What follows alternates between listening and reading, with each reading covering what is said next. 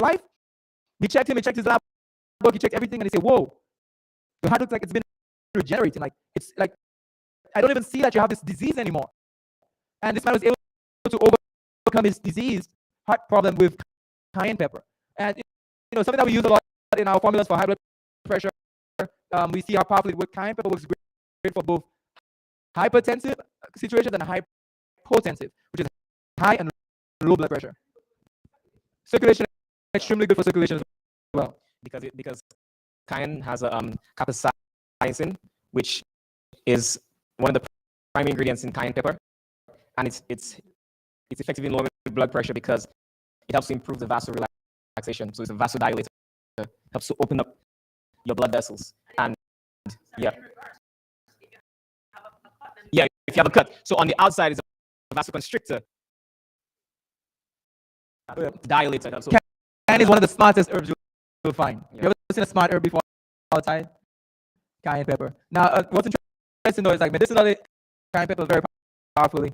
Culinary, it may not necessarily, when you mix it with a lot of food, goes through digestive process and it's there in the stomach, sitting down for a long time, then that could be very harsh onto the stomach area. And of course, like I just had a call earlier this week, but actually, pastor called me about someone else, and that person's, one of his children is experiencing a very bad ulcer and bleeding and all those different things going on, and that typically that's one of the areas. No, that's not the main cause, but that's one of the things that can actually lead to things like that, stomach issues and ulcers and so on. But at the same time, even if you use culinary and it does that, if you take cayenne pepper medicinally, that can actually help stop the bleeding inside of someone. If someone is bleeding from an ulcer, cayenne pepper works very powerfully. It actually stops the blood. It actually helps in healing up ulcers as well. Yep. And so I know that we have a few minutes again with you. So then I can talk about hawthorn berry. Anybody know about hawthorn? If you don't know about hawthorn, you should get hawthorn now. Because hawthorn is good to strengthen the heart. So hawthorn is apple relative to strengthen heart muscle. It helps to regulate the rhythm of the heart and reduce peripheral resistance. This means it helps blood flow more easily, hence reducing your blood pressure. So if you don't have hawthorn berry, there are supplements, there are teas, there are different things that you can get the hawthorn in different forms. So from capsules to teas, and they have different forms that you can get it, tinctures, whatever. You can take that hawthorn berry, especially if you want to help to strengthen your heart as well. So when you look at blood pressure, we try to help the blood pressure in many different ways. So you have some vasodilators, some help to strengthen the heart, some blood thinners, and they have different ways that you can help to bring down blood pressure. When you take medications, it's the same thing that they're doing. And one of the things I can think of, because I was doing some research a few years back on a certain medication that someone was taking. I can't remember the name of the medication right now. I'm not a pharmacologist, and I don't study medications, but I like to see what they do to the body and what they try to achieve in the body. So I was looking at this medication, and I saw that this medication interferes with the angiotensin 2, something that has to do with kidneys, right? Just they have a whole medical terminology for it, but to make it simple, when you are dehydrated, your body sends out a hormone in the body which tells your body to retain water because it doesn't know when you're going to get water again. You're dehydrated. Retain water. Don't lose water because you can die of dehydration. So then, because of that, that same hormone and stuff like that can affect your blood pressure. You can develop high blood pressure because of that. So then the doctors develop this medication to block the action of your body doing that, so it doesn't send that signal to retain that water. That's why sometimes they give you those water pills or whatever. It helps to prevent water retention. That's what it's basically doing. So all you have to do to get yourself off that medication, or to try to do what the medication is trying to achieve, is drink water. But I'm reading this thing and I'm like, so why the doctors just don't recommend to the patient to drink more water? Yeah. But I heard one doctor said it because they asked him, like, why don't you recommend lifestyle changes more? And he's like, well, it's harder to get people to change their lifestyle than to just give them a medication. So, sometimes the doctors are just like, I know you're not going to do it when you go home, so they just prescribe a medication for you. But at the same time, if, for instance, that is the case, why don't you just do both? Why don't you tell them what they can do to help in the thing, and like, I'm giving you this in the meantime, but this is what you can do to help in that situation. So, one of the remedies that I'll give is just drink more water. That can help push your blood pressure as well. Oh, yep. Yep. Yep. Yes. Yeah. Yeah. Yes. All types of disease. All types of disease can help. Yep. Yep. Yeah. When you feel like you're getting old and you're not so flexible anymore, sometimes I drink a whole bunch of water and you just feel like your body's just becoming more flexible, more pliable and stuff like that. So just increase your water. That's a good remedy. Water is also a blood thinner, which is really good. A lot of people take blood thinner meds as well, but water is a great blood thinner as well. And so then we'll just look at lifestyle things first and dietary stuff, and we'll head into some other things. But another one, like my sister mentioned, that really impacts blood pressure. Sometimes it's not what you're eating, but what's eating you. You know what that means? What does that mean? What is eating us? Stress, right? And what's very interesting is that when we are stressed, our sympathetic nervous system kicks in, and a surge of hormones are constantly being released. And as a result of those hormones, we experience fight or flight response, and we experience an increase in breathing, increase in heart rate, blood pressure also increases. So our body is going through so many physical changes by a different mental state or mental condition.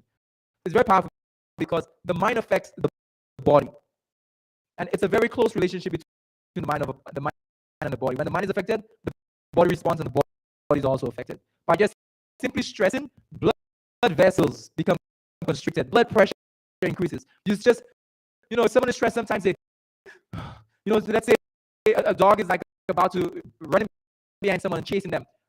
Naturally, you start breathing harder. Like all those things start to take your pulse increase. All those are physical changes from a mental response. You follow so far? And imagine when you're stressed, it's the very same hormones are released. Imagine that happening for day after day, week after week, month after month, for a very long time. I mean, what will happen to the body going through all those physical conditions for a very, very long time? So the key thing is to not stress and to give our problems over to the Lord. A lot of times we try to solve things by ourselves. Then we have to learn to recognize, what, Lord, if this is happening, your will be done. And I trust in you, and it's just like, submitting to God and saying, what, Lord, whatever it is, it's like, help me to cast everything upon you. 1 Peter 5:7 says, casting all your care upon him, for he careth for you. Jesus cares for you. Like, Jesus cares for you as an individual, personally. And even with that too, not just only stress too, but just negative physiological mental health. Health is associated with increased risk of heart disease and stroke. But the positive physiological health is associated with a lower risk of heart disease and death. So negative mental health conditions include depression, anxiety, anger, pessimism, dissatisfaction with life, and chronic stress as well. So all this here is associated with an increased risk of heart disease and stroke. So just something like when was the last time you went to the doctor and they asked you, like, have you put everyone around you? Like, maybe that's causing your blood pressure. Have you let go of the guilt that is weighing you down? Do you have peace with everyone? Is there anything that is on your heart right now that, there's so many different factors, but we just have to be able to address all those different physiological effects. Yep. Anger as well. Yep. That skyrockets your blood pressure. Yep. And if you're angry all the time, that's not a good formula for your heart. Definitely. And so then we look at several different things so far. We saw like different things that are causing it from some dietary things. There are some things stress related, lack of water, it could be lack of exercise, it could be insufficient rest. We notice like a lot of people come to our center, right? When individuals come up, before we even really start the program fully yet, someone just comes. There's one thing we notice that significantly is different from when they're home, busy life, everything going on, than when they come, is that they actually get to rest. They wake up and they say, wow, I finally was able to actually have a good night's sleep. Like, I haven't slept in a while, like properly in a while.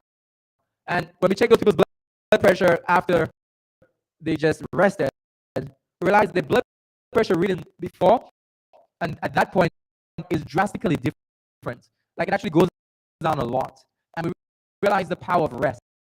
Like, it wasn't then until I realized, wow, just really sleeping and resting is powerful. Like, wouldn't you like to go home, Brother Tito, and get some rest right now? It's like, yes, but I'm taking a foretaste right now.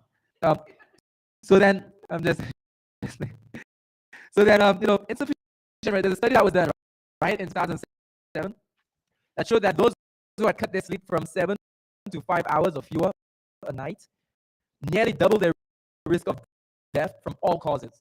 So people cut their sleep from 7 to just 5 or less hours, their risk of death was nearly double. You follow that? Then it says lack of sleep can more than double the risk of death from also cardiovascular disease. So it's always a good principle to be able to get proper rest. And ideally, go ahead.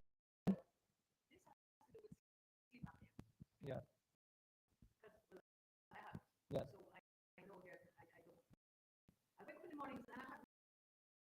Yeah. But I know I'm not getting enough rest. Because I've done the sleep studies and I've thrown in pap machine, CPAP machine. Yeah. Because it's a pain. So is there anything that you would recommend? Well, some of the things that you can do, but it can be long term as well. But just doing the exercising, just a lifestyle change. But also, there was this study that showed a correlation between like just shedding a few pounds, and they said that people that just shed a few pounds, like it just helped them with the sleep apnea. But just exercising and staying active throughout the day and doing all these different things can help with that as well. But we're going to be doing the cleanse, the juice cleansing, and with the juice cleansing, we have people that have lost 5-7 pounds in like 3 days. So we're going to be announcing. So you have to join us on that one. So the church going to be doing it collectively. If someone online listening and they want to join as well, let us know. But we want to do that juice cleansing, and that helped to correct so many different illnesses. And that's actually one of the first reasons why I got into juice cleansing. There's this lady that we were having lunch at, and she's like, I had all these different diseases, and then I went on this juice cleanse, and my disease started to go away. And she's like, wow, this is amazing. But just giving your body a reset, shedding a few pounds, and that there can help positively as well. You go ahead. Yeah. Yeah. Yeah. Mm-hmm.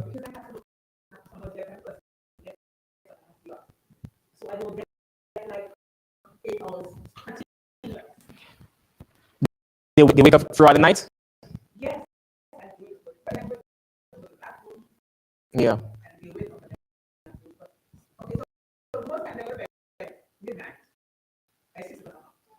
Yeah. Well, this is what I'd say. If you're taking care of somebody, try your best to get them on a strict schedule. Like, even with water, just water, simple water. Like, okay, we're going to cut off water at a certain time so that we don't wake up in the night to use the bathroom to go pee and stuff like that. What is causing them to wake up? Like, what type of condition? Yeah. Yeah. Yeah. But what is the reason she usually wakes up about? Is it breathing? Is it okay? I see. So she has insomnia. Okay. Okay, I see.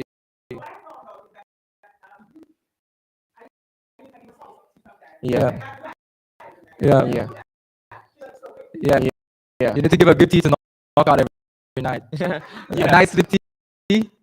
Keep them active. Keep them active throughout the day.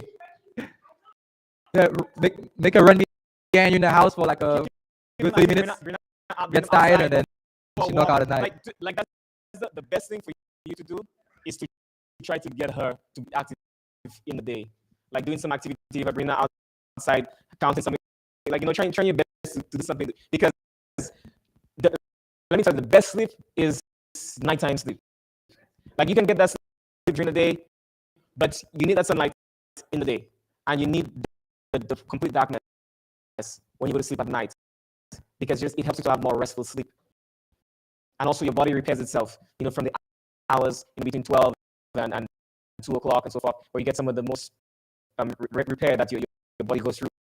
So you're gonna get some of that good sleep, like between 9, 10 o'clock, you're gonna be in bed and sleeping. So that is the best, the ideal. Now I know it's difficult when you're taking care of somebody and they might, but trying your best to have, try to incorporate your lifestyle, the schedule into the lifestyle. Yeah. For nights you with her. Yeah. Okay. So try. The best thing I can think of is try to get her to be active throughout the day. Take her outside. I don't know if she's in a wheelchair or something. Yeah. Try to keep her awake. So what time does she go to bed? Okay, 10 to 11. And what is she doing before that time?